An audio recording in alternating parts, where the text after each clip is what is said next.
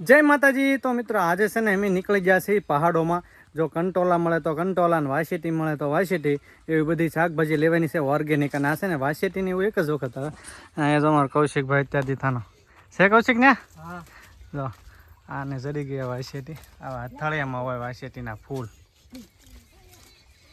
તો મિત્રો વાસેટી વીણવા ગયા હતા ને જો સરસ મજાની એટલી વાસેટી વીણી કા સંજુભાઈ? હા, બહુ મહેનત થાય હો।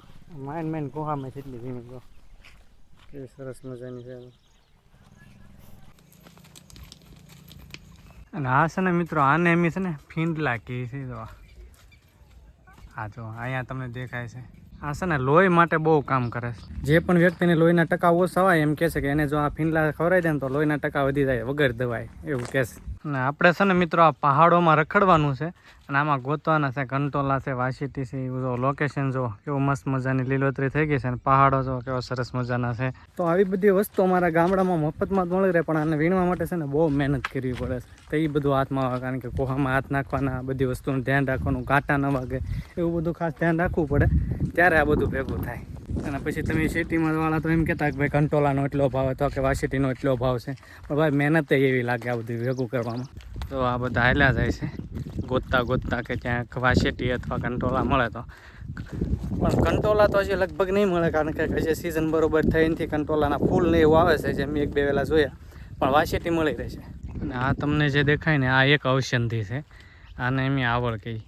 આના દોડવા છે ને એ પહેલાંના જમાનામાં જે વાગતું ને તે બહુ કામ આવતા એમ કહેતા। હવે અત્યારે શું કામમાં આવે ને કોમેન્ટ કરજો। તો આ એક મસ્ત મજાની ઔષધિ છે। અને આ જો સરસ મજાનો પાડ છે ને, આ બાજુ જો મેં આ ખડ જોયું પહેલી વખત। હવે શું કહેવાય પ્રોપર ખ્યાલ નહીં, તમને આના નામનો ખ્યાલ હોય ને તો કોમેન્ટમાં કહેજો। જો આ છે ને આ બાજુ જાય ને વાયુ હોય ને સોંપ્યું હોય ને આપણે એવી રીતે છે। જો આ બધા માટલામાં અને આ બધા ડુંગર ઉપર આવી જશે ને અહીંથી લોકેશન હમણાં તમને બતાવું કેવું ગજબ આવે છે।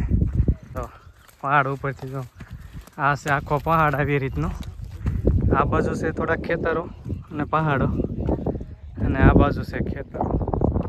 તો મિત્રો આવા કુદરતી સરસ મજાના વાતાવરણમાં આજે અમે ફરવા નીકળી ગયા છીએ। બાળકોને જો રજા હતી એટલે બાળકો સાથે નીકળી ગયા છે। અને ભાઈ આ ગામડાની મજા જ કાંઈક અલગ હોય છે, તમે જોઈ શકો છો। સાથે અમે પાણીની બોટલ લીધી છે, થોડોક નાસ્તો એક લીધો છે બાળકો માટે। આ બધા જો આગળ રખડે છે, આવી રીતે મજા માણે છે। આ જો અમારે છે ને સાપુતારા કે ને ક્યાંય જવાની જરૂર ન પડે, તો અમારા ગામડામાં જ આવું લોકેશન છે। જો કેવો ગજબના ડુંગરો છે, આવી રીતના ખેતરો છે, આવી રીતના અહીંયા બાજુમાં સામે ડુંગર છે। આ જે વૃક્ષ દેખાય ને આને અમે કહીએ છીએ ગાંડો બાવળ। આના છે ને કાંટા જો કેવડા મોટા છે, અને આના છે ને દાંતણ કરતા, દાંતણ કરીએ તો આ દાંત બહુ મજબૂત થાય એના દાંતણ। જો અને તમને અહીંયા દેખાય ને આ છે શિવ મંદિર, અને આ ડુંગર ઉપર જો માલધારી બકરા સરે છે એના જો ગાડીડા। અમારી સાથે છે અમારા નાના એવા ખુશીબેન। ખુશીબેન, તમને કેવી મજા આવે છે? અહીંયા બહુ મજા આવે છે। જો સરસ મજાના પહાડ છે, ડુંગર છે, નદી છે। આગળ તમને જે આ ઝાડ દેખાય ને આ ઝાડ છે કેસુડાનું। કેસુડાને તમે ઓળખતા જશો, આ ખાખરો પણ કહે અમારી ભાષામાં, અથવા તો કેસુડો પણ કહે।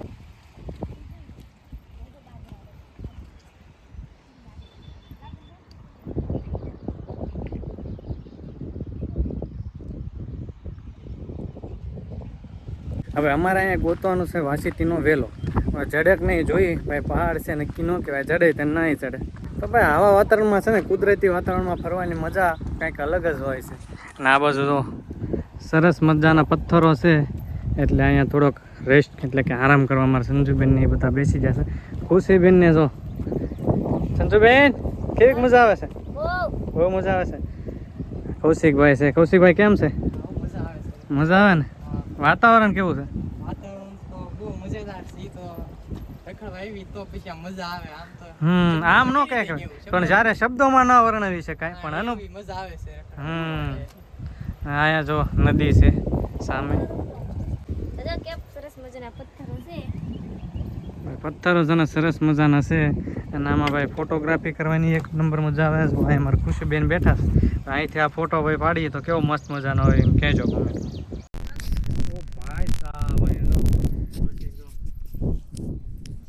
તો અત્યારે છે ને અમારે ખુશીબેનને લાગી ગઈ છે ભૂખ। જો એને ભૂખ બહુ લાગી જાય એટલે મોડી ફરાળ કરવા એ રહી છે મોળાકત। શું લાવીશ બેટા? વેફર ને એવું બધું લાવી છે, તો મોડી ફરાળ કરવા। અહીંયા ખાવાની મજા કેવી કા? બહુ મજા આવે ને ભાઈ. આવું વાતાવરણ હોય તમે જોઈ શકો છો. અને આવા વાતાવરણમાં ભાઈ જમવાની મજા કોને ન આવે હે? આવી રીતનું કાંઈક ફરાળ લેવા છે મારા ખુશીબેન.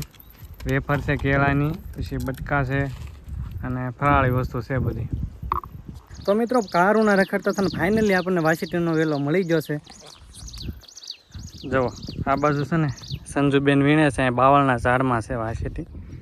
જો એટલી છે ને વીણી લીધી છે. અને અહીંયા જે આંબે છે.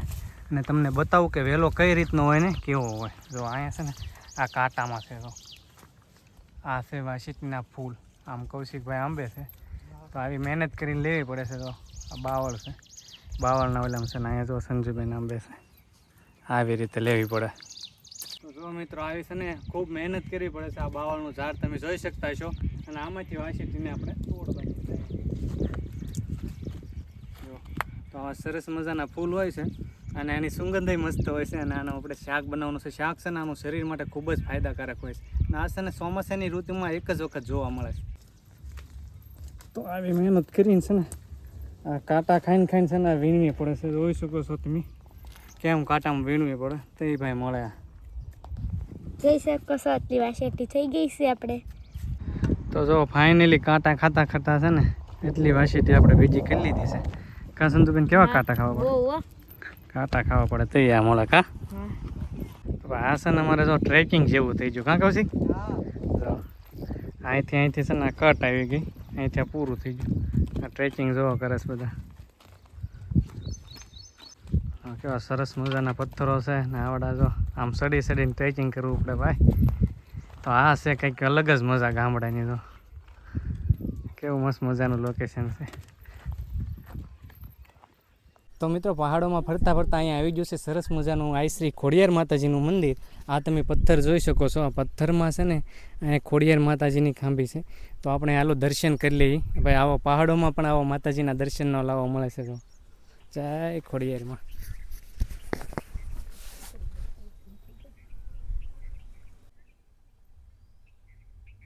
અને મિત્રો અહીંયા એક સરસ મજાનું ઝાડ જોવા મળ્યું છે.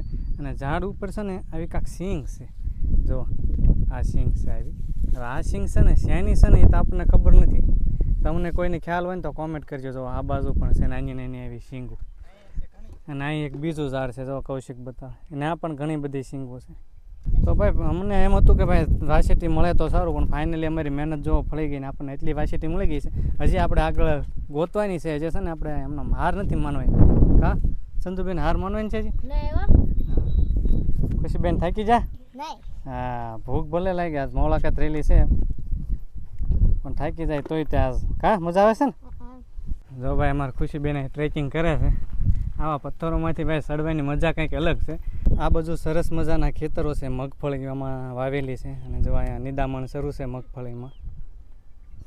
તો મિત્રો આમાં છે ને ક્યારેક જંગલી જાનવરો પણ જોવા મળે છે. જેમ કે દીપડા, સિંહ એવું પણ આમાં ક્યારેક જોવા મળે છે.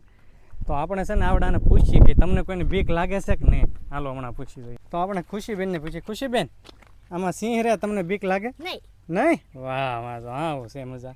બીક ન લાગે એટલે તો આવે કા નકર આવે. જો આવાથી જવાનું છે. આ બાજુ છે સંજુબેન. આમાં સિંહ ને એવું રહે દીપડા ને એવું તને બીક લાગે? નહીં જરીએ નહીં. વાહ તો સારું કે. અને આ બાજુ કૌશિકભાઈ તમને ના. અને મિત્રો આ છે ડીંડલ્યો થોર. જો આ છે ને પહેલાં મેં આમાં રમતા આવડે. આમાં આમ કરો ને તે જો દૂધ નીકળે આવી રીતનું. અને કાંટા આના ખતરનાક હોય. તો ખુશીબેન રમે. અહીંયા છે ને બીજો વાસીટીનો છોડ જોવા મળી ગયો છે સંજનાબેન. જો આની ઉપર છે તો આંબે છે. જો અહીંયા છે વાસીટી આંબા. ઘરે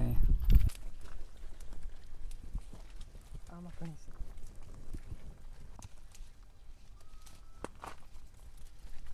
તો મિત્રો બાળકોએ અમુક વનસ્પતિના નામ પણ ક્યારેય ન સાંભળ્યા હોય એ વનસ્પતિ અહીંયા આપણને પહાડોમાં જોવા મળે છે. તો એ વનસ્પતિનો અભ્યાસ પણ બાળકોને થઈ જાય કે ભાઈ આનું નામ શું છે, આ તે છે. તો એ બધું બાળકોને પણ બહુ મજા આવે છે ખરેખર પહાડોમાં ઘૂમવાની. અને આ બાજુ જો બાળકો મારા ચાલ્યા જાય છે પહાડોની મજા લેતા.